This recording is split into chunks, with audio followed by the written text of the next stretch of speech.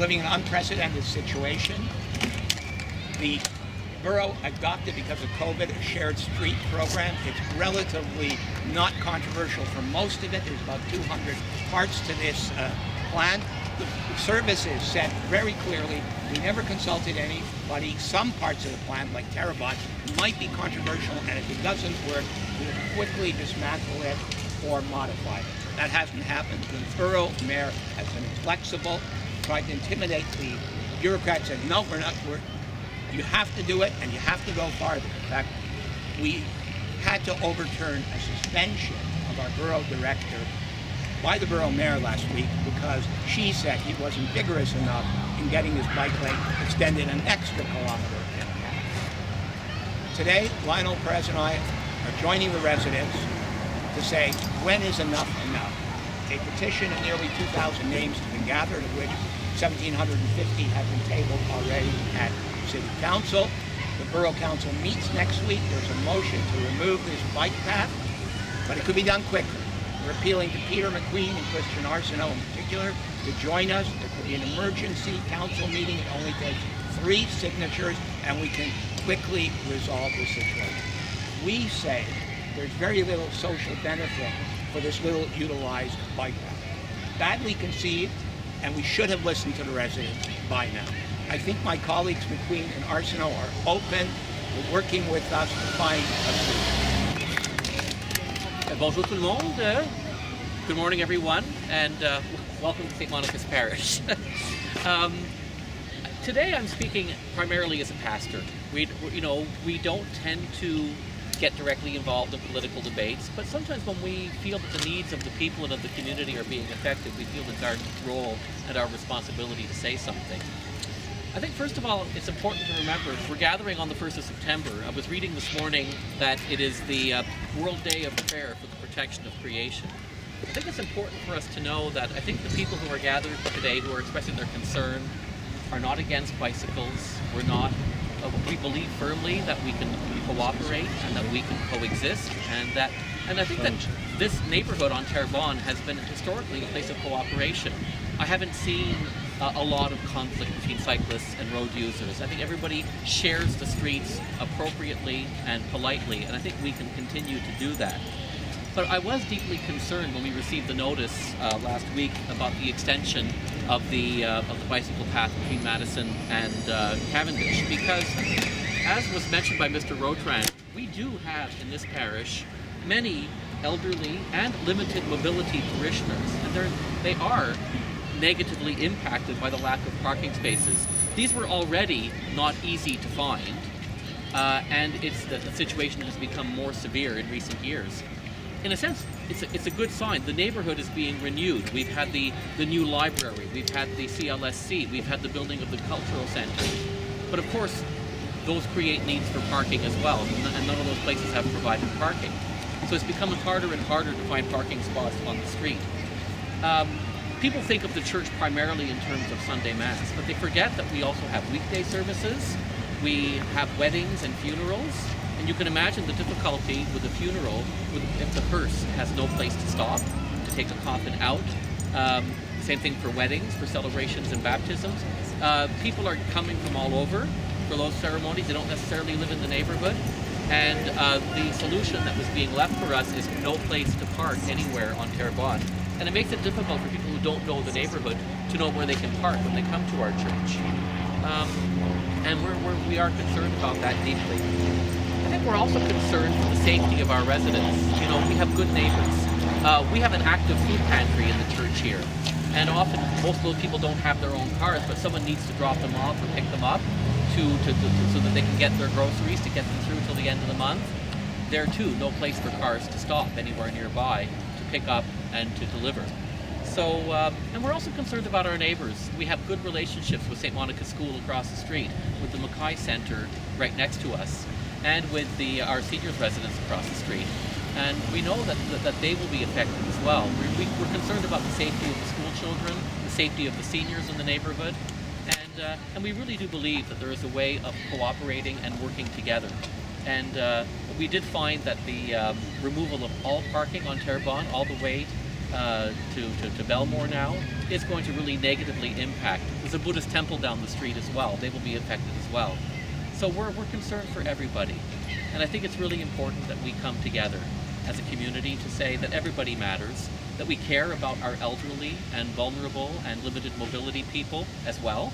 And I think that we can find a solution that respects the needs of everyone. It's a pleasure to be here to support the citizens, the local citizens, the stakeholders, Santa Monica Church, to be able to speak on behalf of NDGers who have not had representatives speak out on their behalf in light of this decision. A decision was made under wrong assumptions on June 22nd. It was one made on a multitude of projects. And it was not made vote on one Terrebonne bike path. And if a decision was made because the usual processes of consultation weren't adhered to, there's an opportunity to be listening to the population, to the residents, to the petition, and to change the mistake that was made. On September 8th at the next Borough Council, Marvin Rocha and myself are asking on Christian Arsenault and Peter McQueen, Projet Montréal, city councillors to vote in favor of rescinding the bike path on Terrebonne. And for the simple reason that it didn't work. We've been here for over an hour. I've been here for over an hour, and I've seen exactly 5 cyclists use the paths. Over 1 hour, 5 cyclists. It's not justified under the circumstances, especially when you take light of the impact that it's had. Over 250 parking spots, nuisances for citizens, for residents, for an old age home, for the church, for the schools.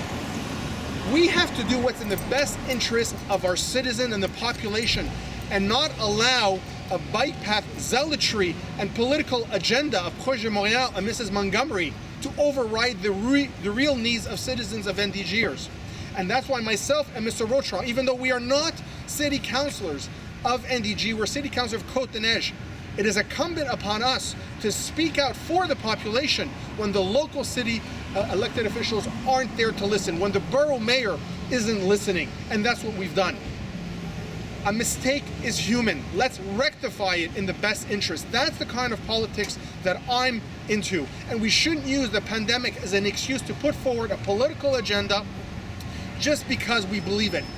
The attempt by this so-called survey to say that Mrs. Montgomery and the borough are going to be listening to the population is nothing more than a PR relation. This working group that is put in place is nothing more than a delay tactic to give the impression that they're there to listen to the population. What's in the best interest of the population, of the church, of the schools, of the old age home is to rescind it as quickly as possible, and we are going to speak out on behalf of citizens. That's what it's all about. Thank you very much. Merci beaucoup. Mesdames et messieurs, premièrement, j'aimerais dire que j'ai apprécié ce que Christian Arsenault a dit hier au conseil à réponse à une des 48 questions qui est venue de ces citoyennes de Notre-Dame-de-Grâce. Il a dit oui, une erreur a été faite, oui, c'est pas comme la ville doit agir. He admitted that this wasn't a really great idea. And I'm asking him today to take the next step. Come join Lionel Perez and myself, and let's fix what obviously has disrupted an entire neighborhood of thousands of people. It's a widespread sentiment right across the neighborhood that there's very little public good here, that there's very little benefit that you could balance out against all the inconvenience and indeed hardship that is affecting so many people. And so I'm asking my colleagues, please, let's fix this. Sue Montgomery is inflexible, and I'm not even addressing myself to her. She originally said, we'll take it away at the end of the autumn. When that was pointed out, that's December 21st. She basically blew that off. Who cares? You should pay to park your private property on the street. I don't care. That became November. Yesterday, I guess the pressure is getting to her. It was maybe around October 15th. But I think Mr. Arsenault and Mr. McQueen get it now. And so I'm appealing to them to work with us. Let me lay out the timeline. Once again, we could get rid of this tomorrow. It takes 3 signatures. Mr. Perez and I are willing to sign today. If Mr. Arsenault or Mr. McQueen will join us, the clerk will convene a special borough council. It can be done at the most within 48 hours, so that would make it Thursday. If it's tomorrow, it's Friday. And we could vote a motion to fix this immediately, and the borough services would act. If that proves impossible for whatever reason, there is a regular borough council on Tuesday, the 8th of September. And at that meeting, there's a motion proposed, seconded by Mr. Perez, that says clearly that this was a mistake, that we are asking for this bike lane to be dismantled as of September the 9th. The motion, c'est sur l'ordre du jour. Excuse pour ne avoir une copie papier, j'ai pensé tel que M. Aubin va distribuer ça après la conférence de presse, qui dit que ce piste cyclable doit être démantelé le 9 septembre et on offre notre amende honorable aux citoyens. C'était vraiment une erreur, c'était pas dû être comme ça. Et je ne vais jamais dans l'avenir croire, Madame Montgomery, quand on parle de collégialité et de possibilité de travailler ensemble. Ladies and gentlemen, I've been a councillor in this borough since this borough was created. Not even in the new city, in the old city.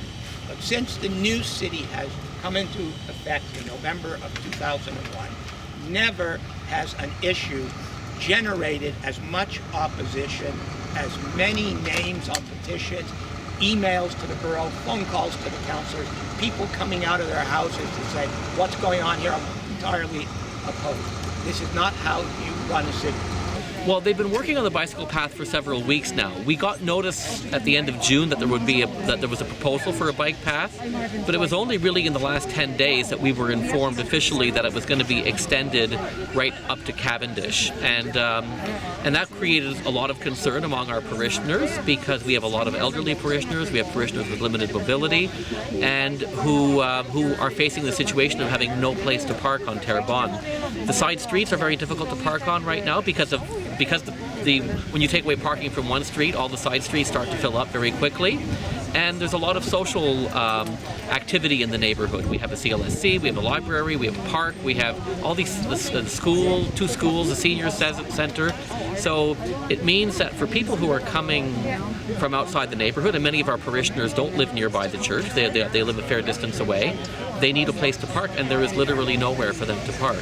So, and that's not to mention the challenge of dealing with funerals and weddings, with hearses and limousines, which will have literally no place even to stop, let alone park during a service. So we're concerned. I mean, we really believe that, I think that for years and years, cyclists, pedestrians, car users have coexisted very peacefully on Terrebonne. It's a really nice neighborhood, and but this really has galvanized, and people seem very, concerned about how the borough has acted sort of without consultation and somewhat, unilaterally. So we just wanted to make our point of view known, that we're concerned for our parishioners about the lack of parking. So ever since that this was planned, there's nobody have consulted you among the residents that mentioned about this. Yeah. Yeah. So So we were never officially consulted. We just got the same notice as anybody else, but we were not really asked for our point of view. We were basically informed of a fait accompli that this was going to be happening, and over the next few days there will be, signs. The streets will be painted, and the ballers will be put up. But no, we were never given any chance to react or to express our opinions. So that's why, on the recommendation of some of my parishioners, I wrote a letter on behalf of the parish to the city council on the weekend, just to express my concern.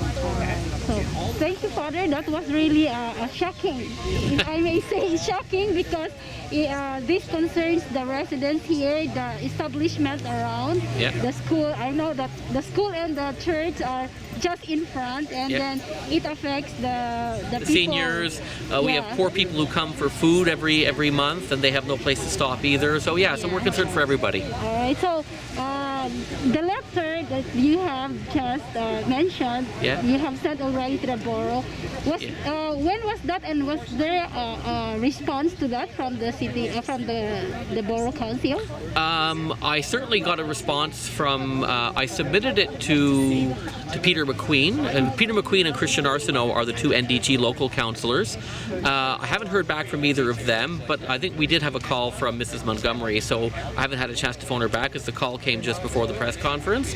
But I will speak to her and see what they have to propose. I mean, we're citizens like everybody else. We don't claim to have any particular power, but when our people are affected, we think it's important to say something. Yeah, it's really, there's really a need, because you have said that there was no consultation, and you are the one who feel it. Yeah, you have already. I know that every church, every parish has a lot of activities. Yes. And have you experienced what you have already when this started, that one of your event was affected, and what problem have you encountered? Well, certainly, like this past Sunday was the first time that people were not able to park, and so people were confused. They didn't know where they could find parking. Eventually, they found, and also right now we have limited numbers because of all the restrictions on COVID. Therefore, we can only allow a much smaller number of people into church. Yeah. But that's not going to go on forever. At a certain point, things will open up. And my concern is that often once bike lanes go up, they do become permanent. And so what will happen to parking in the winter? And already with all the snow in Montreal and the fact that the snow removal isn't great in this area, that will even complicate parking further. I know that at that point they'll probably take down the bike path for the winter, but it's a concern for everybody. So we have been affected. We had one of the priests who served here for many years passed away. His funeral was on the 22nd of August. So I mean, we were as full as we could be allowed legally. I mean, already people had a difficult time parking under the old when it was allowed. It would have been terrible. A lot of people wouldn't be able to come because there was no place to park. So there was already an encounter of problems, complaining regarding the parking. And there's a wedding. And there's a wedding. There's a service. And we had a baptism last Saturday. There's a wedding this coming Saturday. And so when the wedding happens, there's no place for the limousine to stop. There's no for the bride to get out of the car. Yes, for sure. So that's a concern. We're concerned about the grieving families, and we're also concerned about the families that are celebrating happy events. And having some parking next to the church is essential. Yes. And